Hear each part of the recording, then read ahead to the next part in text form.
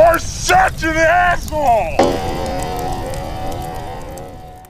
Hey everybody, the old captain here. If you have questions about anything, as long as it's legal and I can consult you, so that means I can't give you medical advice, I can't give you legal advice, and if you have a mental, like an actual real mental problem, or I can't give you psychological advice. Everything else, if you have money, I can tell you what to do at assholeconsulting.com, where I, the world's only professional asshole, have a monopoly on the world of truth. Hey, Cappy, I was arguing with some socialists. Bad move. That's your first mistake.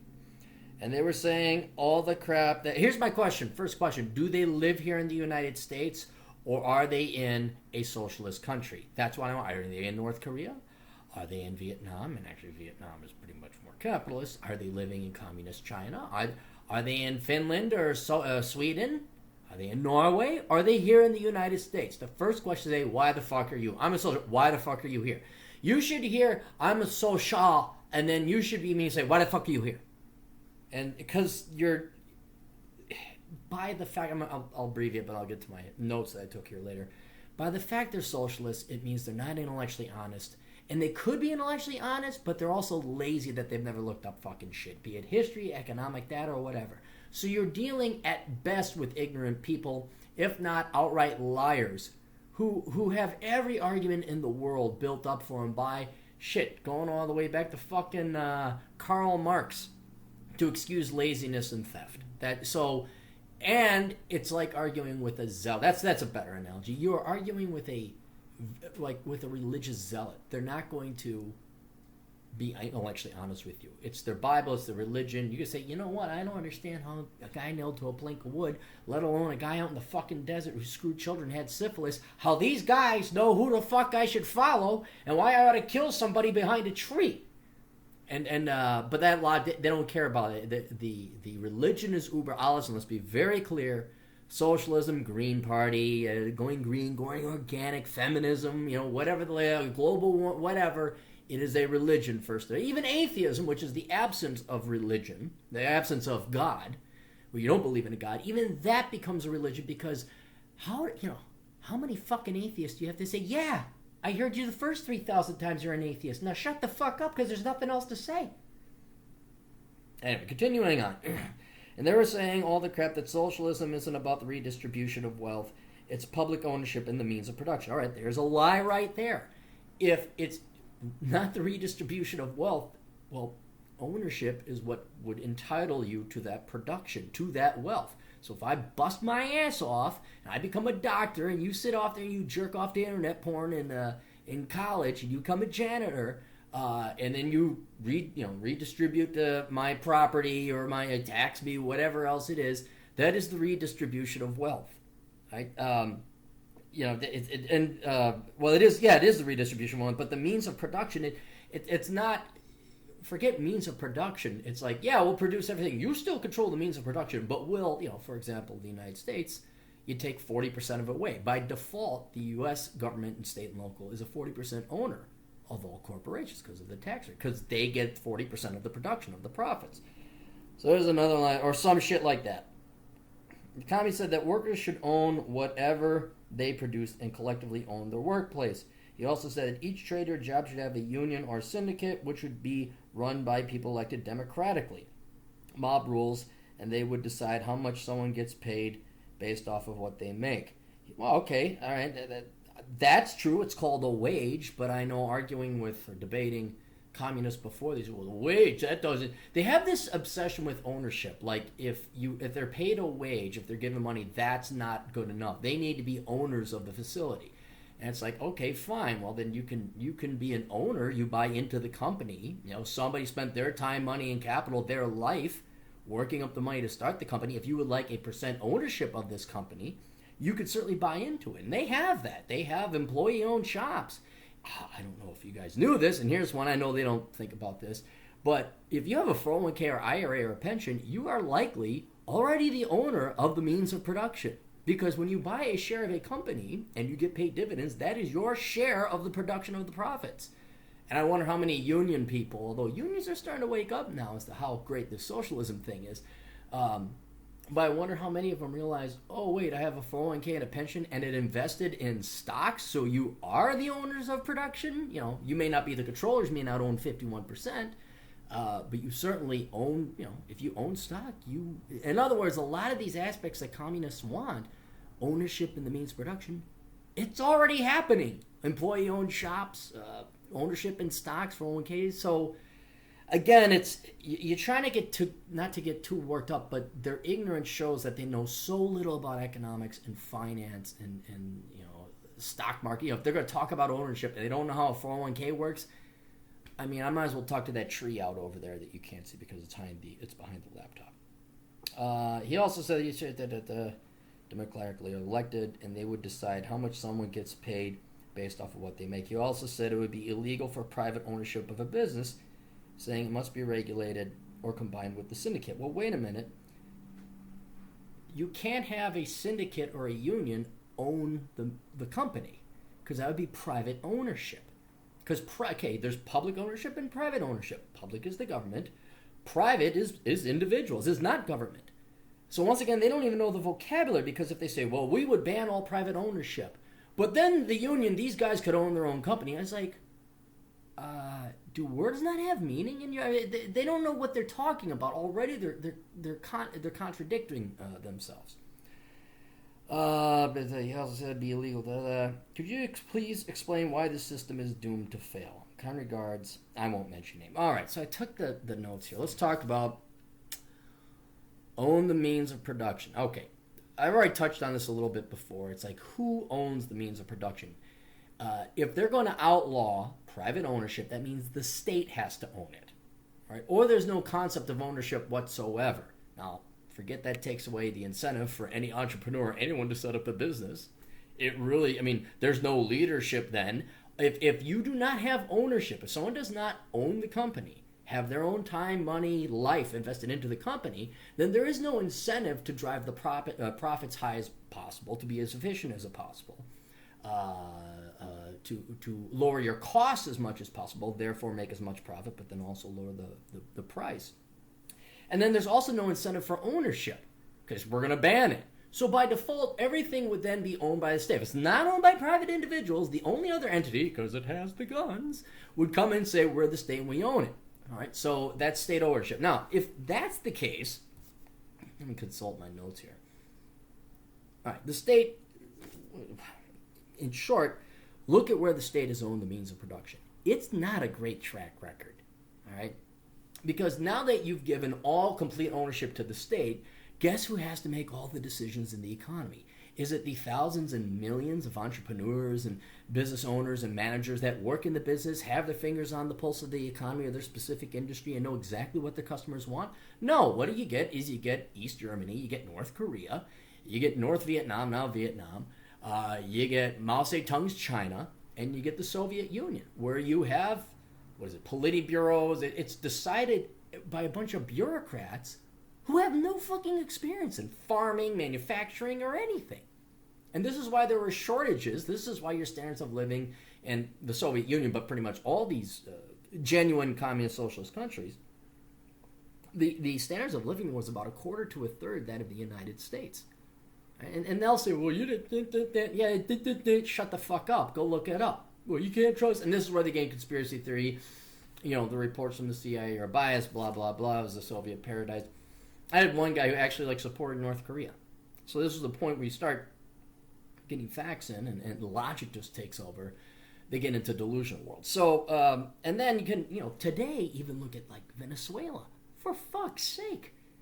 About the best that they have, about the best argument socialists have, is the Nordic states. And you have to take out Norway because they have oil. And we all know how much the left hates oil. So then you look at Sweden, Denmark, and Finland, and yeah, they do okay, but they're only about like 12, maybe 15 million people out of the entire population of the world. They're all homogenous. And on top of it, the government doesn't own everything. There's still a private sector industry there. And these suckers, hard workers of the Nordic Scandinavian suckers, hard workers, those cultures, they will work at tax rates of 50% on average. Sweden, I think it was up to 56%. But these guys let foreigners come in and rape their women over at Malmo. Oh, I can't say. Oh, wait, we're not in Sweden. I could say that. Freedom of speech, fuckers. How does one say freedom of speech, fuckers, in Swedish? I don't know. You guys will be speaking Somali pretty soon. And there won't be Swedish anymore. But that's good because diversities. All right, anyway. Oh, and then one other problem with the state is once you eliminate ownership and everything is owned by the state, and now all production decisions have to be made by a committee or something like that, you lose all these people that are involved in the manufacture, production, and sale and supply of all these different goods and services. And once you get rid of that, you have no idea what prices are. And this is, I don't mean to go economics and wonky on you, but prices, this is what they call it about the market mechanism or the price market mechanism. And all it means is prices are really kind of fucking important because it allows you to determine, is my time worth, denominated in dollars or a currency, worth the $4 of a Big Mac? It allows you to judge, to discern, to budget. Once you get rid of that intricate system of the economy, accounting, manufacture, supply, negotiating wage, once you get rid of the markets, now you have no idea what things truly cost, ultimately in terms of human hours denominated in the local currency. So then once you lose pricing is very important because it tells you whether or not something's efficient. You know, the reason a Big Mac costs $4 is because McDonald's has figured out that it costs $3.25 to manufacture, and then the remaining 75 cents per Big Mac is enough to attract capital, be it borrowers, investors, or lenders, or investors' equity if they want to buy the stock, because otherwise they wouldn't raise the capital to start the company. So the state, in other words, and then finally, if the state is ultimately the owner of production, which it would have to be if you're going to ban private ownership of anything, you're going to have to then take the profits of production, and they say that won't happen, but it will. You will then redistribute that income unfairly. So I'm the doctor, you're the janitor, you still get entitled to free everything. What the fuck is going on? Not only does that provide a great disincentive to work hard, but those who do work hard and produce more, you ultimately become slaves. It's kind of like here in the United States, you pay about 40% of your income to state, federal, and local. Of that 40%, roughly 66, two-thirds of it, of that 40%, not of your total, but two-thirds of that 40% go to other people. You are a slave. You know, they call it, I remember, I'll give you an example. The communist I was debating, he says, it's not theft. That's not theft. I'm like, wait, I work, some stupid whore of a single mom spreads her legs a third time, brings some rat bastard piece of trailer trash into this country, and I got to pay extra money to pay. Well, you see, they voted, and that's social democracy. No. It's theft. It doesn't care if it's legal or not. You're still stealing the money. The only thing that you could maybe say is different is that if it's legal to do that, that's called slavery. Because it was legal to keep blacks enslaved and then take all the fruits of their labor. See? But since it's legal, well, that's not theft. It's slavery. It's so much better. And it is. It's theft of your time. These people are parasiting off of you. They're enslaving you to a certain percentage of your time. All right? And if you have the state, oh my God, the state allows it. Yeah, and you're a sucker to work hard because then you're a slave to everyone else. So there's that. Now, if it is the owners, if it's not going to be the state and they're going to critically think through and what's the word I'm looking for? Edit or vet. If they're going to instill integrity in their thought process, say, okay, well, if the union or the syndicate owns the company, well, that, again, as I evidenced before, already exists in the form of employee-owned shops. And there's co-ops, that happens. Even large companies. I think State Farm is an insurance company that is owned by its clients, by its customers.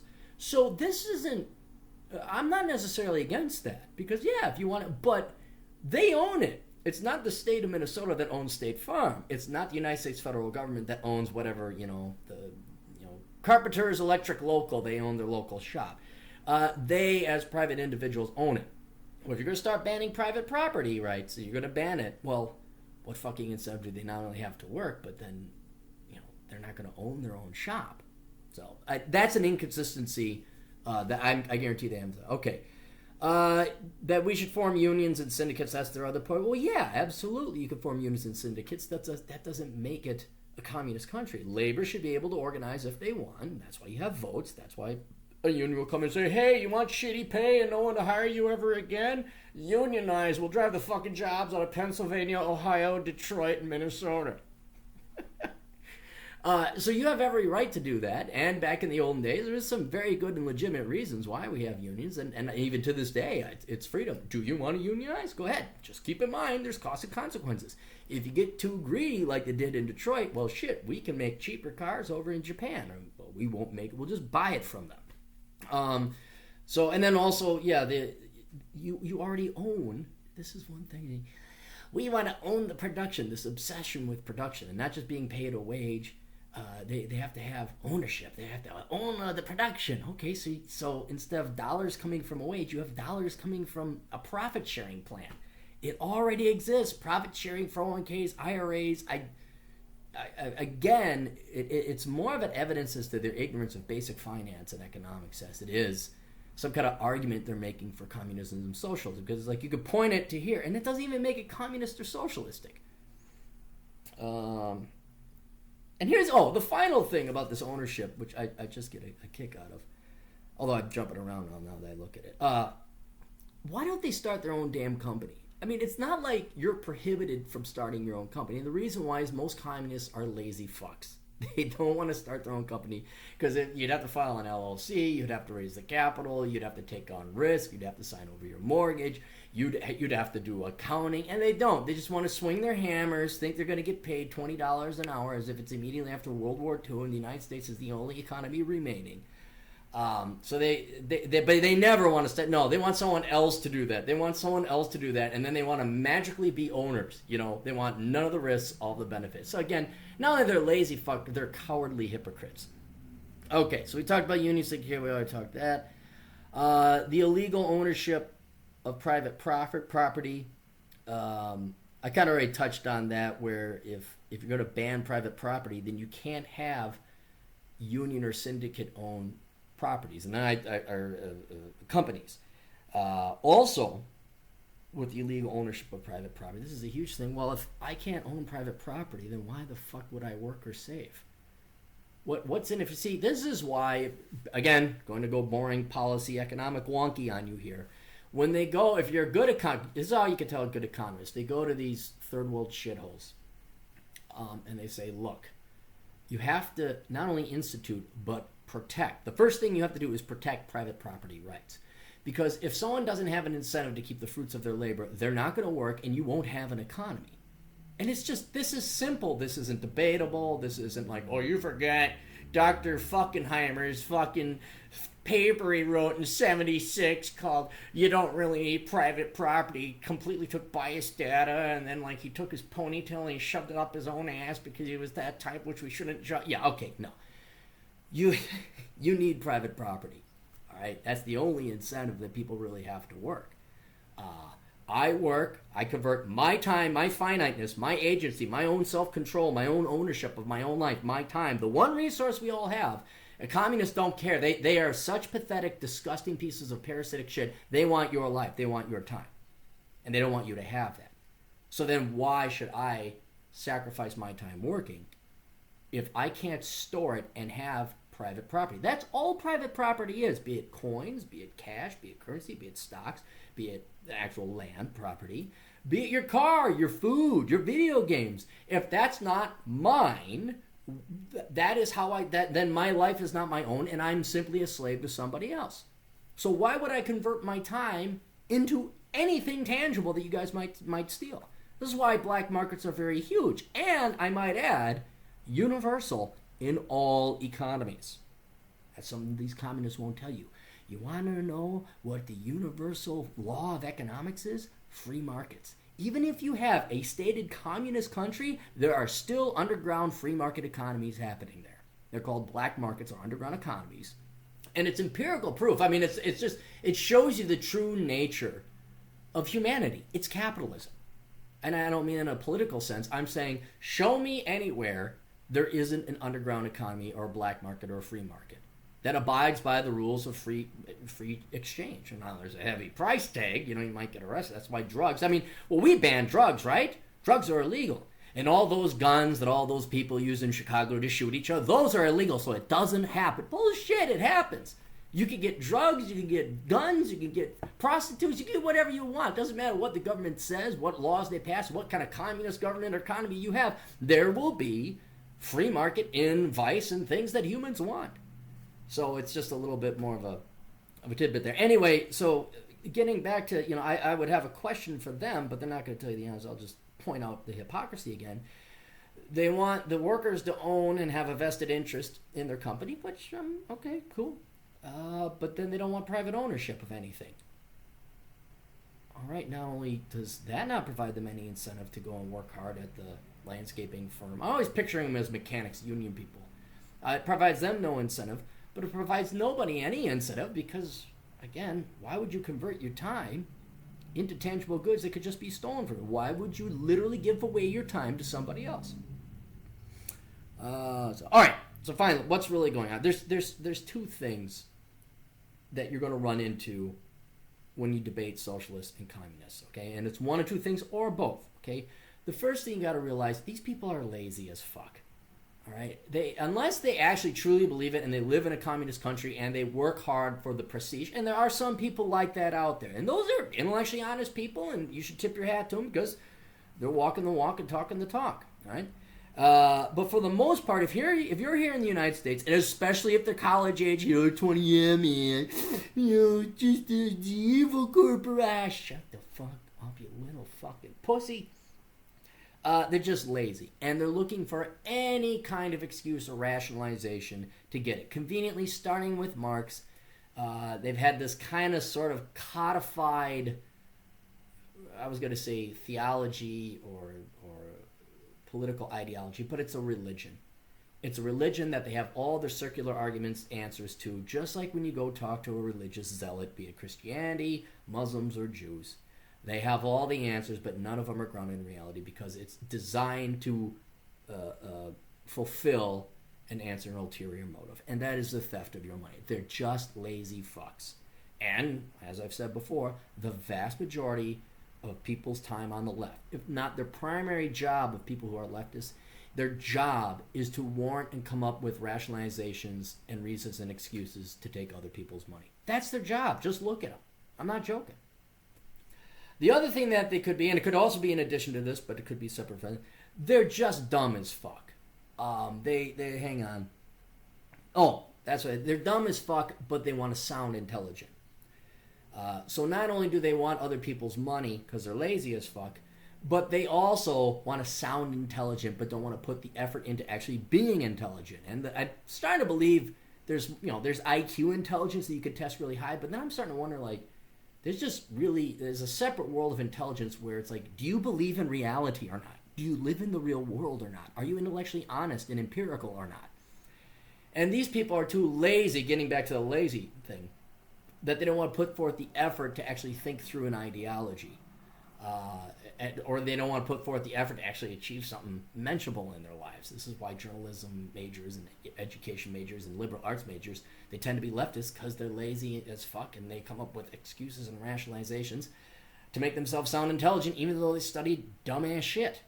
Right? So, yes, they're lazy, they want your money, but also a lot of them just want to sound intelligent. Especially, again, if they're in the college or 20-something age bracket. And even if especially if they're in academia, their age don't matter. They just want to sound, because deep down inside, I think they know they're thieves. I've always, are you really that stupid? And but deep down, but they're not, because they're very clever at coming up with, they're very intelligent coming up with the world's greatest excuses and rationalizations. I mean, privilege, that's genius. There's an IQ of at least 125 behind that idea. But it's not an intellectually honest one. They want to sound intelligent. So they can't accept the fact that they're parasites, so they have to come up with rationalizations and reasons that they believe in that make them feel better, and they get to feel like they're intelligent or accomplishing something on top of it as well.